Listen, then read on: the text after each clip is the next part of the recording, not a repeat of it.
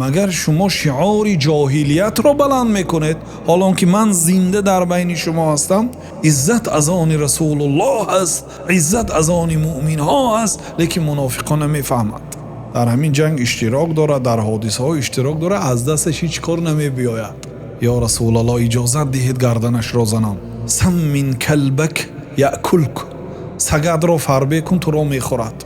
با برابری از اسب و شترها فرآمدن زمان همه خواب کرد و شمشیر را به گردن پدرش ماند و منتظر شد. گفت که تا رسول الله صلی الله علیه وسلم اجازت ندهند به مدینه نمیدروی. به عوض این خنده جناب رسول الله صلی الله علیه وسلم من در دنیا ابدیت زیستن را عوض نمی کنم.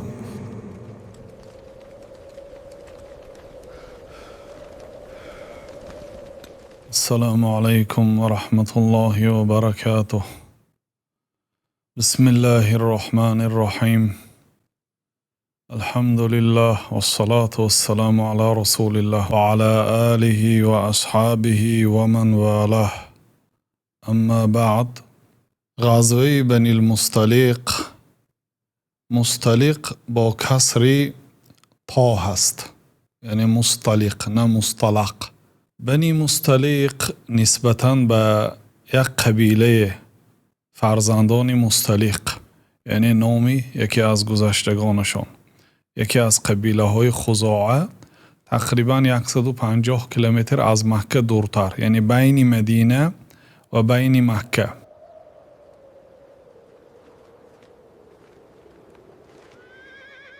سبب این غزوه این است که سرور این قبیله حارث ابن ابی ضرار و پیغمبر صلی الله علیه و سلم خبر رسید که حارث ابن ابی ضرار ضد پیغمبر صلی الله علیه و سلم دشمن جمع کرده ایستاده است و نیتی هجوم به سوی مدینه دارد. و برای تأکید این مسئله جناب رسول الله صلی الله علیه و سلم بریده ابن حصیب رضی الله عنه را فرستانیدند تا اینکه خبر را انیق کرده آید. چون جناب رسول الله صلی الله علیه و سلم یگان مراتبه با برابری شنیدن یک خبر حرکت نمی کردند. اول خبر را انیق می کردند، تأکید می کردند، چون که احتمال از خبری نادرست بیاید. بنابراین نماینده دیگر فرستانیدند. بریده ابن حصیب رضی الله عنه به قبیله بنی المصطلق رفت و با خودی سرور آنها حارث ابن ابی ضرار واخورد.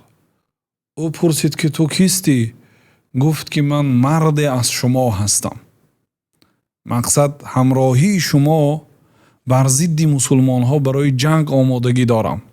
من آمدم تا اینکه تأکید کنم که اگر واقعاً شما جنگیدنی باشید، من هم رفته قوم خود را بیارم تا همراه به سوی مدینه لشکر کشیم. حارث ابن ابی ضرار از نقشه های خود به بریده ابن حصیب نقل کرد و بریده ابن حصیب تأکید کرد که انیق کرد که واقعاً حارث ابن ابی ضرار میخواهد علیه مدینه لشکر کشد.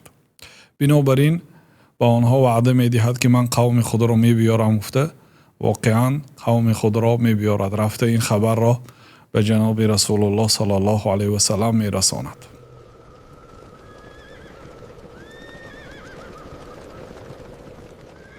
در مسئله سنه این غزوه خیلی اختلاف عظیم هست. بعضی علما گفتن این حادثه سال 5 هجری پیش از خندق به وقوع پیوستگی هست. از جمله کسانی که این سخن را تایید می‌دادند و ترجیح می‌دادند میگفتند که جنگ بنی المصطلق واقعا سال 5 هجری شدگی است، اینها ابن شهاب زهری، موسی ابن عقبه، امام ذهبی، حافظ ابن حجر رحمت الله علیهم.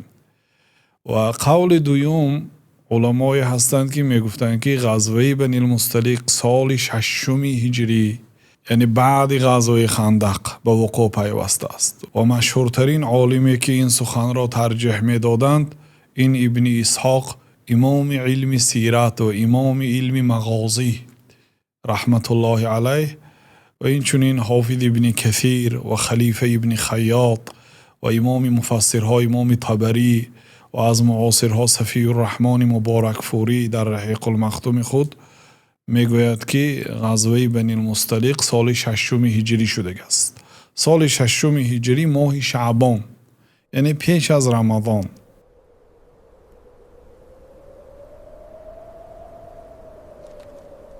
این غزوه هرچند از نگاه حربی نه طولانی بود نه فراگیر، لیکن در جریان خود رویدادهایی را در بر گرفت که سر و صداها ناآرامی های به وجود آورد که جامعه اسلامی را به لرزه انداخت و موج تشویش و اضطراب را بین مسلمان ها برانگیخت. فضای مدینه را سر تشویش و پر آوازه کرد، ولی پرده نفاق چهره حقیقی منافقان را آشکار کرد و سبب نزول احکام گردید که جامعه اسلامی را به پاکدامنی، بزرگواری و کرامت اخلاقی راهنمایی کرد.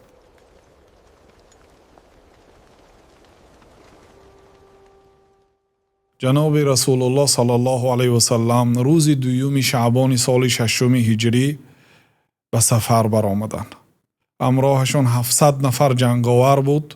از بین اینها 30 نفر سواره و 10 نفر آنها از مهاجرها بودند. زید ابن حارثه رضی الله عنه را جاینشین مدینه تعیین کردند. اگر در خاطر داشته باشه در صحبت گذشته 4 سریه های آخرین همش با سرداری زید ابن حارثه بود.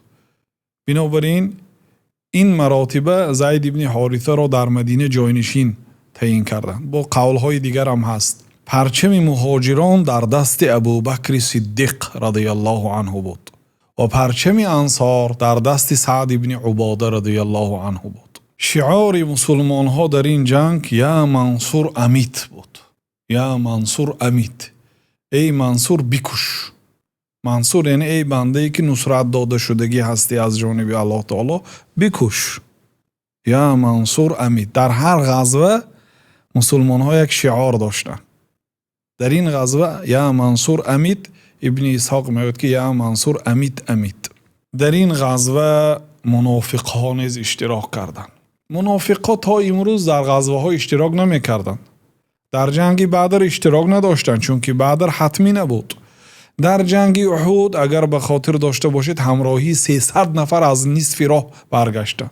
در جنگ خندق باشد جنگی بزرگ شدگیش نه. آنها در داخل مدینه بودند و همونجا هم بسیار تشویش انداختند. میگفتند که بیا به خانه رویم، خانه های ما تنها هست. در بین مسلمان ها فتنه ها می انداختند. جنگ احزاب جنگ نبود. در جنگ احزاب زد و خورد نبود، خیلی که شما شاهد شدید. فقط جنگ عصبانی بود. منافقا در داخل مدینه بودند، اما به این جنگ آنها اشتراک کردند. برای چی؟ برای آنکه دیدند که عدد مسلمان ها بسیار است و قوه آنها قوی هست و دانستند که در همین غزوه جنگ نمیشد و فقط با مقصدی به دست آوردن پول و مال دنیا و این چنین، یعنی گویا مسلمانی خود را برای اثبات کردن به سفر برآمدند. و این سفر اینقدر سفری طولانی هم نبود. مسلمان ها در نصف راه جاسوسی حارث ابن ابی ضرار را دستگیر کردند. جناب پیغمبر صلی الله علیه و سلم از او چندین سوال ها کردند. او به سوال ها جواب نگردانید. بعد پیغمبر صلی الله علیه و سلم به او پیشنهاد اسلام کردند که مسلمان شو. آن را هم نپذیرفت. بعد به حضرت عمر رضی الله عنه فرمان دادند که سرش زده شود. وقت حارث ابن ابی ضرار و همراهانش از حرکت رسول الله صلی الله علیه و سلم و کشته شدن جاسوسشان آگاه شدند، سخت هراسیدند. عرب‌هایی که با آنها بودند پراکنده شدند، چون که اینها نقشه داشتند که اینها هجوم میکنند، اما دیدند که مسلمان ها به سوی آنها آمده ایستادند و همزمان جاسوس آنها را به قتل رسانیدن. این در قلب آنها ترس واقع کرد. رسول الله صلی الله علیه و سلم به مریسع رسیدند. مریسع نام یکی از چشمه های آبی آنها بود. بنابراین این غزوه را غزوه مریسع هم نامیده می شود. مرایسع در ناحیه قدید در سمت ساحل بحر جای داشت. برای جناب رسول الله صلی الله علیه و سلم یک خیمه از پوستین آماده کردند. در آنجا جناب رسول الله صلی الله علیه و سلم نماز می خواندند و نقشه جنگی را می کشیدند صلوات الله و سلامه علیه. و در این غزوه جناب رسول الله صلی الله علیه و سلم همراه خودشان از همسرانشان مادر مومنین ها حضرت عایشه رضی الله عنها و ام سلمه رضی الله عنها را گرفته بودند. و این دلالت میکند که اگر احتمال ضرر رسیدن به زنها نباشد، گرفتن زنها به جنگ اجازت است.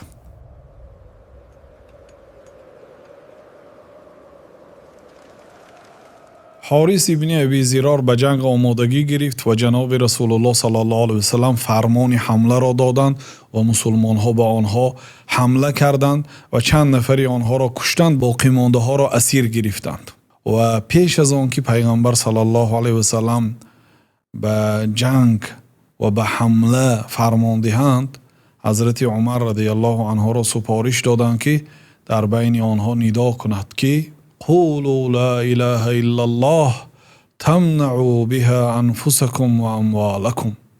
لا اله الا الله گوید و نفسهای خود و مالهای خود را حفظ کنید. یعنی اگر شما لا اله الا الله گوید، ما برمیگردیم، نه به مال شما هجوم میکنیم نه به خود شما هجوم میکنیم. مالتان سلامت، جانتان به سلامت، اگر به شرطی که کلمه را بگویید. وقتی که آنها نپذیرفتند، سپس جناب رسول الله صلی الله علیه و سلم فرمان حمله را دادند و مسلمان ها به آنها هجوم کردند. یا چند دقیقه های جنگ شد، چند نفر را به قتل رساندند، باقی مانده همه را اسیر گرفتند، زنها، کودک ها، حتی مردهای آنها را. از مسلمان ها یگان نفر کشته نشد مگر یک نفر صحابی از مهاجرها با نام هشام ابن سبابه. آن را هم یکی از انصاری ها از قوم عباده ابن صامت سهوا غلط کرده، فکر کرده که این مشرک است، به قتل رسانیده است. بعد این حادثه وقتی که این جنگ پر به خاتمه رسید و جناب رسول الله صلی الله علیه و سلم به مدینه رسیدند، برادری همین هشام ابن سبابه در مکه کافر بود. حادثه را شنیده به مدینه آمد. نامش مقیس ابن سبابه. آمده خود را مسلمان گرفت. گفت که یا رسول الله، من مسلمان شدم و میخواهم دیه برادرم را به من دهید. دیه یعنی خنبه. وقتی که این مسلمان از جانبی مسلمان ها خطاً کشته شد، از نگاه خطایی، یعنی قصداً کشته نشد، خطاً کشته شد، سهواً که کشته شد، باید 100 شتر داده شود. از سبب آنکه این در غزوه شد و اونجا چنگ بود، نفهمیده به قتل رسانید، بنابراین پیغمبر صلی الله علیه و سلم آن 100 شتر را به ذمه خود گرفتن، یعنی از حساب بیت المال میدهند، باید داده شود. و گفتن که تو در مدینه چند روز ایست تا اینکه ما شترها را جمع آوری کرده به تو سپاریم. و او در این مدت با مردم مدینه میگشت و کی برادرش را کشتنش را انیق کرد. وقتی که فهمید که صحابی از قبیله انصاری ها با نام اوس او را از روی خطاگی کشته بوده است، او را رفته به قتل رسانید. سپس کافر شد، سپس به مکه گریخت. بنابراین روز فتح مکه، روزی که پیغمبر صلی الله علیه و سلم برای همه امنیت دادن، من دخل داره فهو آمین، کسی که به حولش در آمده باشد وی در امنیت است. و من دخل المسجد فهو آمین، کسی که به مسجد در آمده باشد وی هم در امنیت است.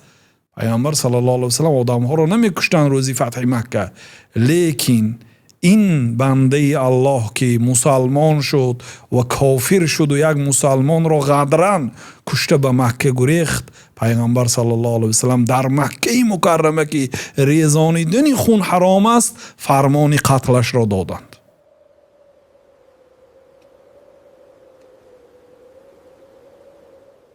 و در روایت بخاری و مسلم آمده است که پیغمبر صلی الله علیه و سلم به بنی مصطلق هجوم کردند و هم غارون، یعنی حال آن که آنها غافل بودند، یعنی آنها رو غافلگیر کردند، در نتیجه جنگ نشد میگوید این روایت. دیگر روایت ها یعنی کم و بیش جنگ شد میگوید.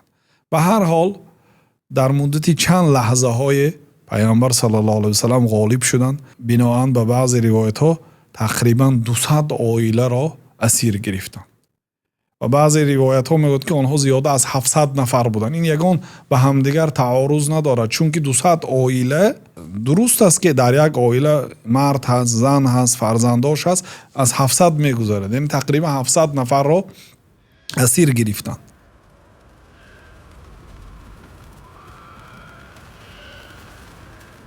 و جناب رسول الله صلی الله علیه و سلم برایده ابن حسیب رضی الله عنه، صحابه‌ای که برای تاکید خبر فرستانیده بودند، او را مسئول اسیران گذاشتند، یعنی بر اسیرا راهبر بود و تمام مال و ملک بنی مستلق را جمع آوری کرده شد. تمام قبیله را مال و ملکش را جمع آوری کردند، چی از اموال روزگار باشد، چی از مال و حال باشد.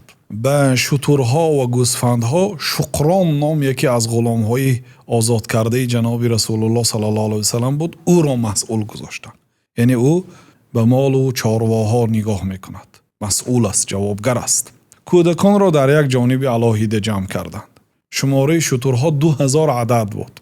اگر حسابی میان یک شتر $3000 گوییم، 2000 شتر 6 میلیون دلار میشه و عددی گوسفندانشون 5000 بود که این 1 میلیون دلار میشد.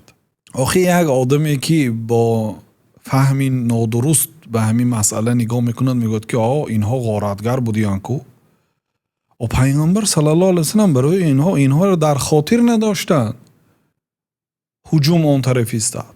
لیکن وقتی که خبر رسید که اینها نیتی هجوم دارند، بعد پیامبر صلی الله علیه و سلم هجوم کردند. بیهوده نیست. آخر یک مراتب با چشم کشاد، با فهمی درست به مسئله نظر کنید.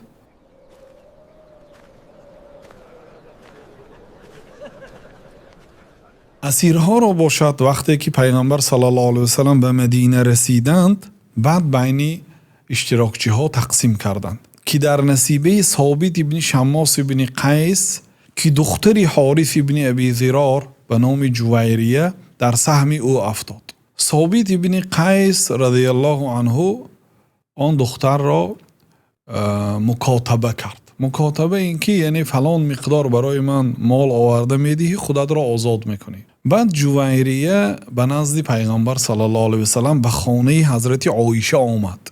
این دلالت میکند که این حادثه علاقه بعدی غزوه وقتی که به مدینه رسیدن بعد شدگی هست. به نزد رسول الله صلی الله علیه و سلم آمد، گفت که من جویریه دختری حارث ابن ضرار، یعنی دختری سردار قبیله هستم، من نصیبی ثابت ابن شماس شدم یا رسول الله. و او مرا مکاتبه کرد به 9 اوقیه. 9 اوقیه تقریبا 270 گرم طلا، یعنی می شود 27000 دلار. به همین قدر شرطنامه کرده است. تو اگر 27000 دلار آوردی، یعنی 230 گرم طلا آوردی، من تو را آزاد میکنم. بعد برای آزاد کردن خودش به نزد رسول الله صلی الله علیه و سلم آمده کمک طلب کرد. بعد جناب رسول الله صلی الله علیه و سلم گفتند که او خیر من ذلک، یا از این بهتر را اجرا کنیم. گفت که و ما هو یا رسول الله، آن چی است یا رسول الله؟ گفتند که من تو را پر قرضت را صاف میکنم، یعنی تو را از ثابت میخرم، تو را آزاد میکنم و تو را ازدواج میکنم، یعنی همسری پیامبر صلی الله علیه و سلم میشوی. گفت که بله یا رسول الله. او ایمان آورده بود. وقتی که الکی به خانه حضرت عایشه در آمد، با برابری در آمدن خود را معرفی کرد. گفت که یا رسول الله من اسلام آوردم. نامش بره بود. پیامبر صلی الله علیه و سلم نامش را جویریه کردند. و این سیاستی پیامبر صلی الله علیه و سلم بود که دختران سردارهای قبیله ها را به زنی می گرفتن تا اینکه خار نشود، در نزد یک مسلمان های عادی و قطاری خار نشود، هم عزیز باشد، هم گرامی باشد، هم او که در عائله آدمی با آبرو و پولدار زندگی کردگی هست قدر و منزلتش پایان نشود. جناب رسول الله صلی الله علیه و سلم چه خیلی که گفتن انزل الناس منازلهم، مردم را در منزلت های خود جایگذاری کنید.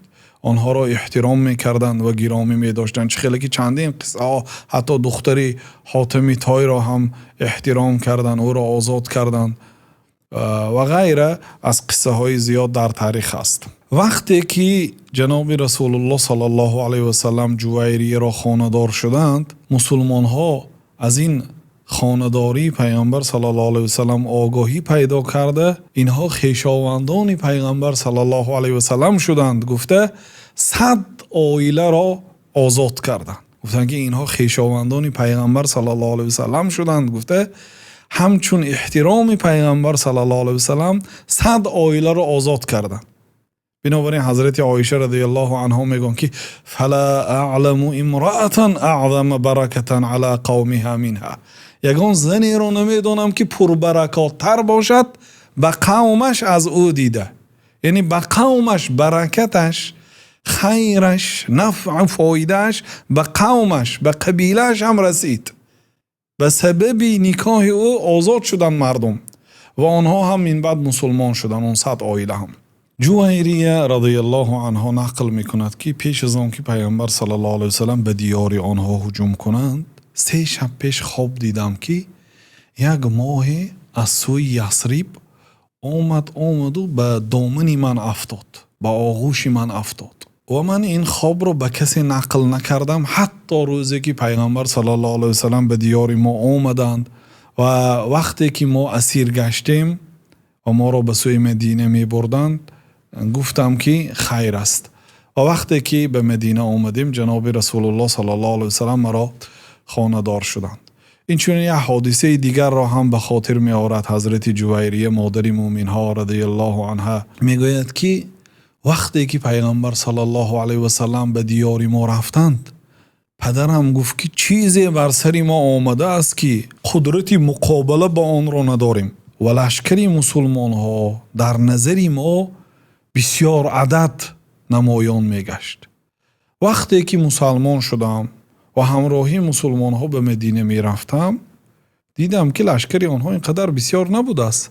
بعد فهمیدم که در نظر مشرک ها عدد لشکر مسلمان ها بسیار نشان داده می شده است. بنابراین پدرم گفته بود است که به نزد ما محمد با یک لشکر آمده است که ما با آنها هیچ قوتی مقابله کردن را نداریم.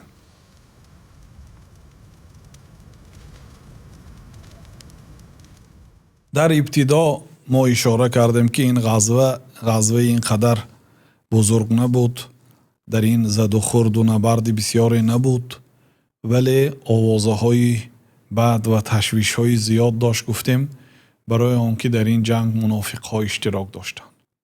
منافق ها علاکه بعد 13 سالی که پیغمبر صلی الله علیه و سلم در مکه فعالیت کردند، 6 سال در مدینه فعالیت کردند، به خلاصه آمدند که این دین مقدس اسلام و این مسلمان ها را دیگر با ضرب شمشیر شکست داده نمی شود.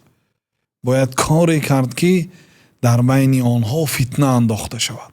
بنابراین در این غزوه سردار منافق ها عبدالله ابن ابی ابن سلول لعنت الله علیه 2 فتنه کرد که حتی می شود گفت یکی آنها در حیات پیغمبر صلی الله علیه و سلم بزرگترین مصیبت و بلا در همین غزوه حاصل شد.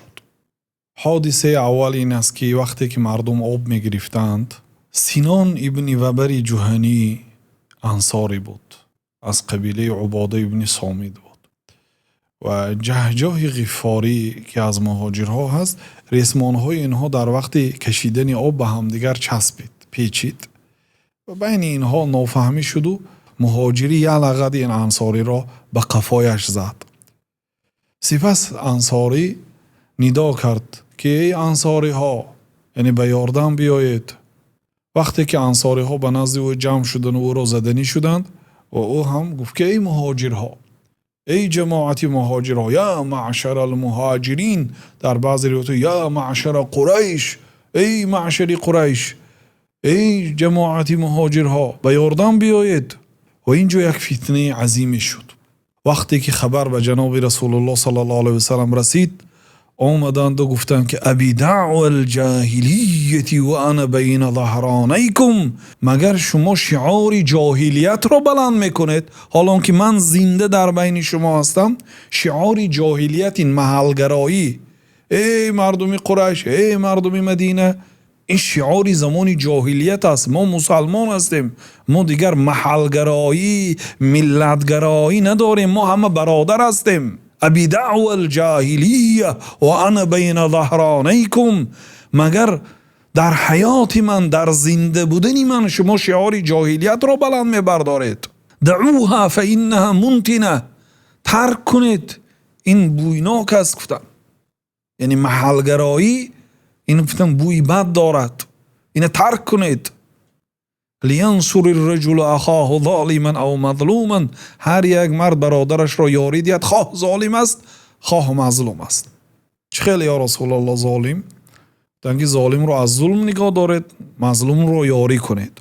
خلاصه وقتی که این سخن به عبدالله ابن ابی ابن سلول سردار منافقا رسید، غضب کرد، گفت که اوقات فعلوها، تا همین درجه رسید، حالا آنها ما را زدند. ما یعنی انصاری ها و مدینگی هست، یعنی مهاجرها ما را زدند. همراهش 10 نفر از منافقان نشسته بود و زید ابن ارقم، یه جوانه یا نوجوانه، میگویند به بلاغت نرسیده بود یا نو رسیده بود. زید ابن ارقم منافق نبود لیکن کودکی بود، اهمیت نداده سخن کردن گرفت. باقی مونده 10 نفر دیگر منافقا بودن. گفت که مثال این مهاجرها و مثال ما به قول او آدمی که گفته بود سمن کلبک یأکلک، سگت را فربه کن تو را میخورد. پیغمبر صلی الله علیه وسلم و مهاجرها را در نظر داشت که سگت را فربه کن تو را میخورد. آیا واقعا چنین کردند؟ آنها در شهر ما با ما رقابت کردند، بر ما افزودند و نیکی های ما را انکار نمودند. به الله قسم گمان نمی کردم که پیش از مرگ آواز بشنوم که چنین فریاد زند، یعنی ای جماعت انصاری ها به یاردم بیایید، همین آواز را در نظر دارد، در حالی که من حاضر باشم و از من هیچ کاری بر نآید. عبدالله ابن ابی در همین جنگ اشتراک دارد، در حادثه ها اشتراک دارد، از دستش هیچ کار نمی بیاید چون که سرور دیگر کس است. بعد گفت که لئن رجعنا الى المدینه لیخرجن الاعز منها الاذل، وقتی که به مدینه باز میگردیم هر آینه عزیزها خارها را از آن بیرون میگرداند. عزیزها یعنی خودش را در نظر داشت، خارها یعنی پیغمبر صلی الله علیه وسلم و مهاجرها را. گفت که مدینه که رفتیم آنها را بیرون میکنیم از شهرمان. بعد گفت که این همان چیزی است که خودتان به سر خود آوردید. انصاری ها را تنقید دارد، خودتان این کار کردید، مقصد جای دادید، پول دادید، مال دادید، من امروز آنها پرقوت شدند، ما را جزا داده ایستادند. مالهایتان را به آنها دادید تا بی‌نیاز گردیدند. به الله قسم اگر مال و ملک خود را به آنها نمی دادید، به آنها جای نمی دادید، آنها سرزمینی دیگر می رفتند، یعنی در مدینه باقی نمی ماندند. ولی آنها به این هم قانع نشدند تا شما را هدف مرگها گردانیدند. شما به خاطر آنها کشته شدید، فرزندانتان یتیم گشت، شما کم شدید آنها بسیار شدند. بین انصاری ها فتنه کرده ایستاده است. زید ابن ارقم رضی الله عنه همه این سخنها را شنید و به نزد رسول الله صلی الله علیه وسلم آمد. در بعض روایت‌ها به نزد سعد ابن عباده رفت نقل کرد، اما کم گفته او را در نظر داشت. در بعض روایت‌ها به حضرت عمر رضی الله عنه رفت نقل کرد. خلاصه این سخن به پیغمبر صلی الله علیه وسلم رسید. جناب رسول الله صلی الله علیه وسلم زید ابن ارقم را به نزدشان فریاد کردند. گفتند که چی گپ؟ نقل کن. نقل کرد. وقتی که زید حادثه را خود نقل کرد، سخنهای عبدالله ابن ابی را به پیغمبر صلی الله علیه وسلم مباشرتا رسانید، جناب رسول الله صلی الله علیه وسلم غمگین شدند و گفتند که شاید تو نادرست فهمیدی، شاید برای تو اشتباه شد، شاید این خیلی گفتگی نباشد. چندین عذرها به عبدالله ابن ابی دادند، لیکن زید ابن ارقم میگفت که والله لقد سمعت ما قال، قسم به نام الله در حقیقت هر چی گفت شنیدم. والله ما كان في الخزرج رجل واحد احب الی من عبدالله ابن ابی. یا رسول الله در بین خزرج یگان مرد برای من محبوب تر از عبدالله ابن ابی نبود. عبدالله ابن ابی یک مرد قطاری نیست. او قریب پادشاه می شد که جناب رسول الله صلی الله علیه وسلم به مدینه هجرت کردند و راهبری قوم شدند. بنابراین او گمان میکرد که ملکی مرا این گرفت. بنابراین دشمنی اشدی پیامبر صلی الله علیه وسلم این عبدالله ابن ابی بود. لیکن او در بین قوم خود آبرو داشت. حتی اوسی ها اگرچه او از خزرج است برای او را راهبری مدینه ماندن رازیگی داده بودند. یعنی او را همچون سید، همچون یک بزرگ مقام اعتراف میکردند. یعنی او داشت خصلت های یا بزرگی هایی که مردم او را دوست دارند. بنابراین زید ابن ارقم این جوانی خزرجی میگوید که در بین خزرج یگان نفری برای من محبوب تر از عبدالله ابن ابی ابن سلول نبود. لیکن وقتی که این سخن را در حق جناب رسول الله صلی الله علیه وسلم گفت، من این را به پیامبر صلی الله علیه وسلم رسانیدم و قسم به نام الله اگر پدرم این سخن را میگفت حتما به پیامبر صلی الله علیه وسلم این سخن را آورده میرسانیدم. اما پیغمبر صلی الله علیه وسلم به سخن زید باور نکردند ظاهرا و صحابه های انصاری خاصتا خزرجی ها زید را ملامت کردند که ای زید شاید گوشت خطا شنوید، شاید تو خطا فهمیدی، نخواد یک مرد که بزرگ این سخن ها را گوید. و این سخن به خود عبدالله ابن ابی ابن سلول هم رفته رسید که یعنی پیغمبر صلی الله علیه وسلم از مقاله او الکی با خبر هستند. عبدالله ابن ابی به نزد پیغمبر صلی الله علیه وسلم آمد و گفت که قسم به نام الله این زید دروغ میگوید، من این سخنها رو عموما نگفتم.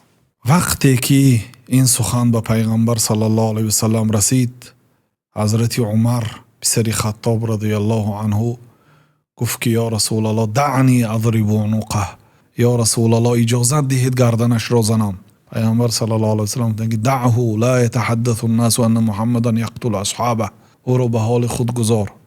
مردم سخن میکنند که محمد صحابگان خودش را به قتل میرساند. چون که این عبدالله ابن ابی کافری آشکارا نیست، این ظاهرا مسلمان است، این نماز میخواند، جهاد میرد، در قطار مسلمان ها هست.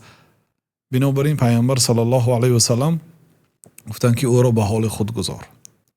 بعد گفت که این خیل باشد عباد ابن بشر را امر کنید که او را به قتل رساند یا محمد ابن مسلمه را. عباد ابن بشر و محمد ابن مسلمه انصاری هست.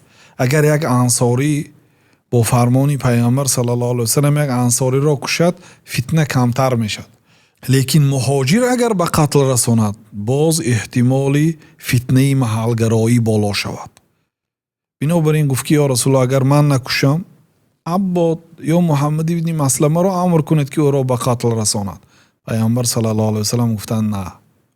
وقتی که عبدالله ابن ابی ابن سلول دانست که سخن او به پیغمبر صلی الله علیه وسلم رسیده است، بعد به نزد پیغمبر صلی الله علیه وسلم خودش آمد. گفت که یا رسول الله قسم به نام الله زید دروغ میگوید و به الله سوگند یاد میکنم که من یگان این سخنها را نگفتم. پر این کار کرد. بعد پیامبر صلی الله علیه وسلم زید را ملامت کردن، انصاری ها زید را ملامت کرد ظاهرا که گویا زید خطا شنیده است.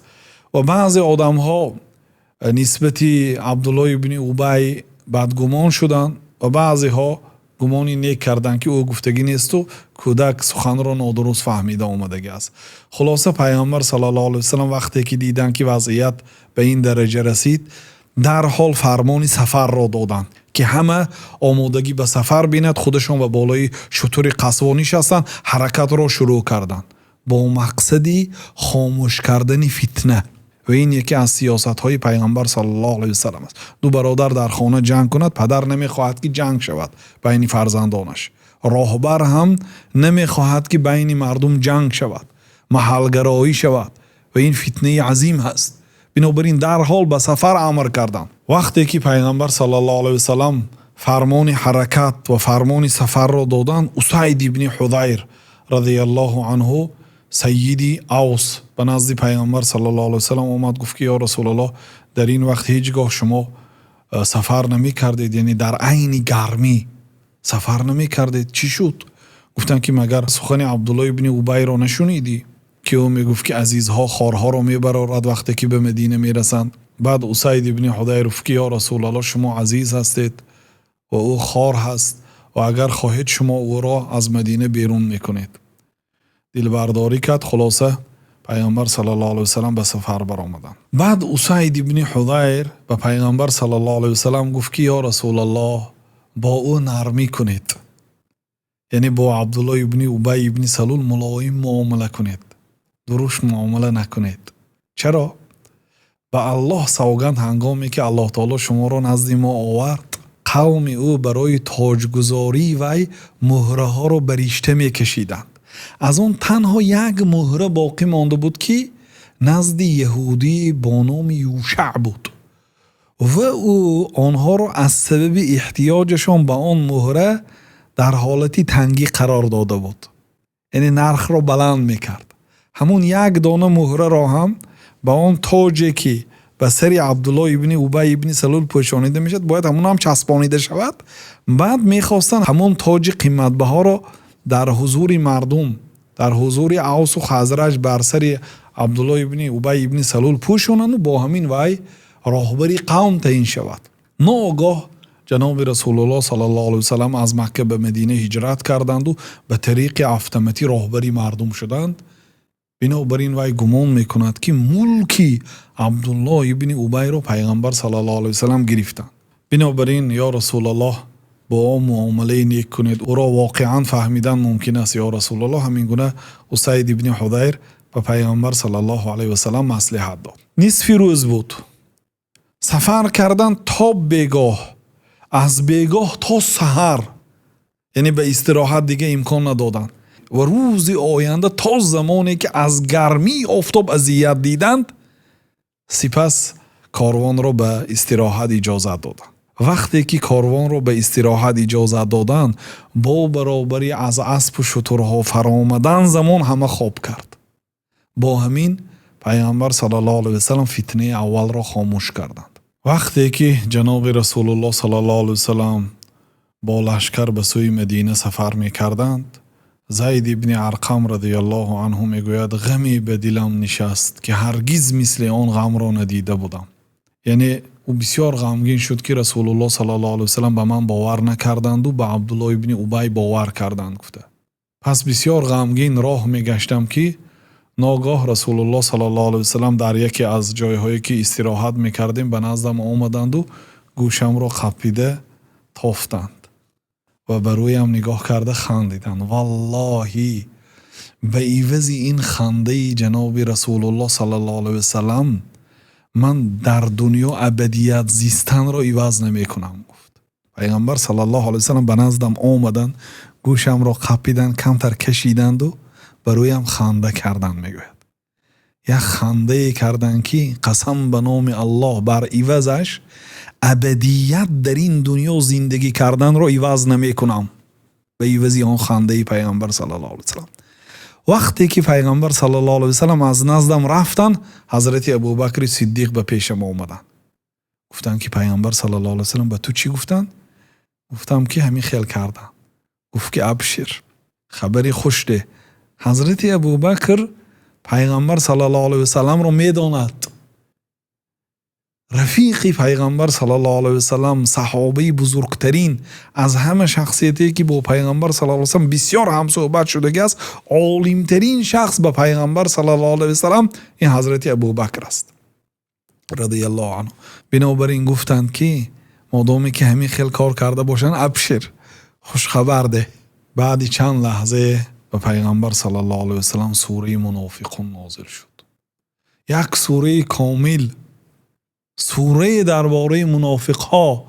در ابتدایش الله تعالی میگوید که بسم الله الرحمن الرحیم اذا جاءك المنافقون قالوا نشهد انك لرسول الله والله يعلم انك لرسوله والله یشهد ان المنافقین لکاذبون. وقتی که منافق ها به نزد تو می آیند ای رسول الله، میگویند که ما شهادت میدهیم که شما رسول الله هستید. الله تعالی میداند که تو رسول الله هستی و الله تعالی شهادت میدهد که منافق ها دروغ میگویند. منافق ها دروغ میگویند گفت، یعنی عبدالله ابن ابی دروغ میگفت. بعد الله سبحانه و تعالی عیناً سخنهایی که زید ابن ارقم به پیغمبر صلی الله علیه و سلم از زبان عبدالله ابن ابی ابن سلول نقل کرده بود، همون سخنها رو الله تعالی گفت: هم الذین یقولون لا تنفقوا على من عند رسول الله حتى ينفضوا ولله خزائن السماوات والارض ولكن المنافقین لا يفقهون. منافق ها شخصیت هایی بودند که گفتند که به پیغمبر صلی الله علیه و سلم و به آنهایی که همراهش آمده است، یعنی مهاجرا، نفقه نکنید، دستگیری نکنید، یاری نکنید. شما اگر در خاطر داشته باشید روزی که آنها آمدند تا امروز آنها دستگیری کرده ایستادیند. و این عبدالله ابن ابی ابن سلول کمتر پیشتر نقل کردیم که من بارها به شما میگفتم که به اینها یاری نکنید، اگر شما یاری نکنید اینها یاری شما رو ترک میکردند. همون سخنها رو الله تعالی نقل کرده ایستاده است. بعد گفت که خزینه های آسمان ها و زمین ها در دست الله هست. یعنی مهاجرها به پول انصاری ها محتاج نیستند، لیکن الله تعالی آنها رو امتحان کرد. دید که در راه الله تعالی آنها و یؤثرون علی انفسهم ولو کان بهم خصاصه، آنها مالهای خود را اگرچه محتاج بودند برآورده به مهاجرها میدادند. تعریف کرد آنها به مرتبه بلند نائل شدند. و الا خزینه های آسمان ها و زمین ها در دست الله تعالی هست. الله تعالی میتواند این دین مقدس اسلام را خود نصرت دهد، به پول شما محتاج نیست. یقولون لئن رجعنا الى المدینه لیخرجن الاعز منها الاذل. آنها منافقان میگفتند که وقتی که به مدینه باز میگردیم عزیزها خارها را از آن بیرون میکند. ببینید عیناً سخن منافق را الله تعالی در قرآن نقل کرده است. آنها همیخیل گفتند. بعد سخن اسید ابن حضیر را هم الله تعالی نقل کرد: ولله العزه ولرسوله وللمؤمنین ولكن المنافقین لا يعلمون. عزت از آن الله است، عزت از آن رسول الله است، عزت از آن مؤمن ها است، لیکن منافقان نمیفهمند. اسید ابن حضیر وقتی که پیامبر صلی الله علیه و سلم مگر سخن او را نشنیدی گفته بود که یا رسول الله عزت از آن الله است، عزت از آن رسول الله است، شما عزیز هستید آنها خوار هستند گفته بود. الله تعالی این را هم نقل کرد.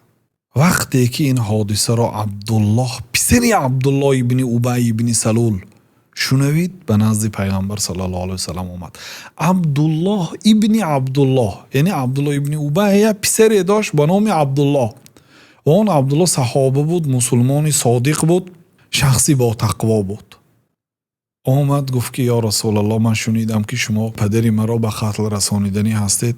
یا رسول الله از شما یک التجا دارم، اگر پدرم را به قتل رسانیدنی شوید فرمانش را به من دهید تا اینکه من او را به قتل رسانم. من نمیخواهم که در مدینه قاتلی پدرم را زنده بینم و یکی مرا شیطان وسوسه کند و قاتلی پدرم را به قتل رسانم به سبب آنکه مسلمان را به سبب کافر به قتل رسانیدم سپس دوزخی شوم. من از این میترسم. بنابراین وقت کشتنی باشد یا رسول الله مرا امر کنید که من او را به قتل رسانم. قسم به نام الله تمام خزرج میداند که در بین خزرج یگان مرد نیست که به پدرش نیکوکارترین باشد مثل من. یگان مراتبه پدری من طعام نخورده است، نوشابه ننوشیده است مگر از دست من نیکوکارترین فرزند در بین خزرجی ها به پدرم هستم. وقتی که عبدالله پسر عبدالله ابن ابی ابن سلول گفت که یا رسول الله من از همین چیز میترسم که شما فرمان قتل پدرم رو به دیگر کس میدهید. بعد پیامبر صلی الله علیه و سلم گفتن که ما او را نمیکشیم، گفتن پدری تو رو ما به قتل نمیرسونیم. ولنحسنن له صحبته ما کان بین اظهرنا. تا مادامی که پدری تو در بین ما هست ما به پدر تو معامله نیک میکنیم. گفت بعد عبدالله گفت که یا رسول الله مردم این وادی بر آن جمع شده بودند که یعنی به خلاصه آمده بودند که پدرم را بر خود پادشاه گرداند. گردی او گروهی هستند که با او میچرخند و چیزهایی را به یادش میآورند که الله تعالی آنها را از بین برده است. وقتی که به مدینه نزدیک شدند، عبدالله پسر عبدالله ابن ابی در درآمدگاه مدینه شتر پدرش را باز داشت و شتر را به زمین نشاند و شمشیر را به گردن پدرش ماند و منتظر شد. گفت که تا رسول الله صلی الله علیه و سلم اجازت ندهند به مدینه نمی‌دروی. وقتی که پیغمبر صلی الله علیه و سلم رسیده آمدند، گفت که یا رسول الله اگر اجازت دهید پدری من به مدینه می‌دراید، اگر اجازت ندهید نمی‌دراید. عبدالله پسر ابی میگفت که کی خار است و کی عزیز است، چون که او گفته بود که عزیزها خارها را از مدینه بیرون میکند. گفته بود امروز پسرش به گردن پدرش شمشیر مانده است، میگوید که کی عزیز است و کی خار است. بعد عبدالله ابن ابی سردار منافقان میگوید که لأنا اذل من الصبیان لأنا اذل من النساء، من از کودک ها هم خارتر هستم، من از زن ها هم خارتر هستم. یعنی من خار هستم، رسول الله صلی الله علیه و سلم عزیز هستند. سپس پیامبر صلی الله علیه و سلم گفت خلی عن ابیک، پدرت را خالی گذار درآید. پس راه پدرش را خالی گذاشت. سپس عبدالله ابن ابی به مدینه خار در آمد و پیغمبر صلی الله علیه و سلم عزیز وارد شدند.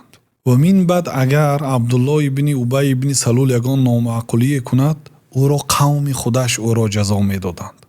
پیامبر صلی الله علیه و سلم به او کاردار نمیشدند، خودی انصاری ها خودی خزرجی ها او را جزا میدادند و از پیغمبر صلی الله علیه و سلم اجازت میپرسیدند که یا رسول الله اجازت دهید ما این منافق را به قتل رسانیم. گفته در همین حالت پیامبر صلی الله علیه و سلم به حضرت عمر گفتند که دیدی ای عمر، اگر وقتی که تو میگفتی که یا رسول الله اجازت دهید گردنش را زنم، در همونجا من اگر اجازت میدادم بین انصار و مهاجرین یک فتنه میشد و حالا باشد خودی آنها او را میخواهند جزا دهند. این دلالت میکند که در سیاست پیغمبر صلی الله علیه و سلم همیشه حکم قلم از حکم شمشیر براتر بود و کدام وقتی که شمشیر اطاعتکار قلم باشد آن حکومت پیروز می شود و کدام وقتی که در سر قدرت شمشیر باشد در این صورت مردم زیاد ظلم می شوند و خون آنها ناحق ریزانیده می شود. خیلی که در تاریخ معروف است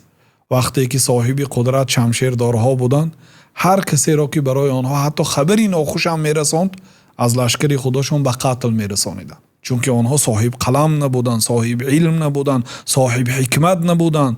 ببینید حضرت عمر هر وقتا که کسی نسبت پیغمبر صلی الله علیه و سلم کمی بیادبی کند، یا رسول الله اجازت دهید سرش را زنم، یا رسول الله اجازت دهید سرش را زنم.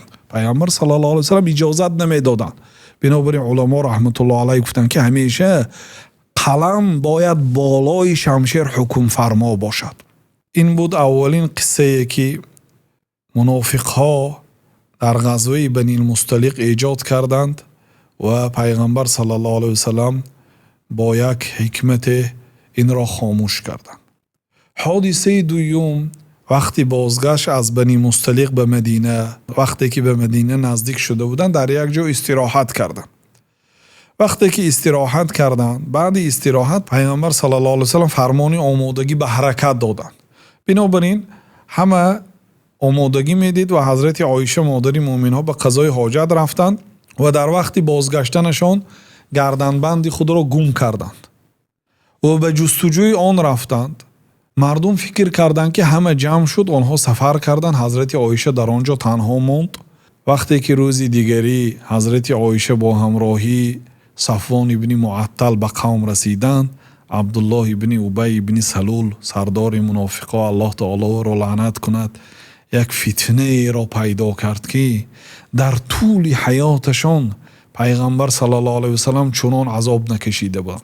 از همه وزنینترین بلا، وزنینترین مصیبتی که در حیات پیغمبر صلی الله علیه و سلم آمد این همین حادثه افک بود. حادثه تهمت عبدالله ابن ابی حضرت عایشه مادر مومن ها را که از سبب وسیع بودن این مسئله و بسیار پرتأثیر بودنش ما آیید آن در صحبت نوبتی در درس سیره 27 انشاءالله معلومات میدهیم.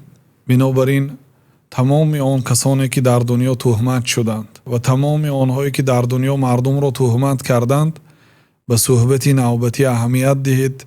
این صحبت خیلی صحبتی مهم خواهد بود. در همین قدر کفایت میکنیم. والله اعلم و صلی الله و سلم علی نبینا محمد و علی آله و اصحابه و اتباعه اجمعین و آخر دعوانا ان الحمد لله رب العالمین.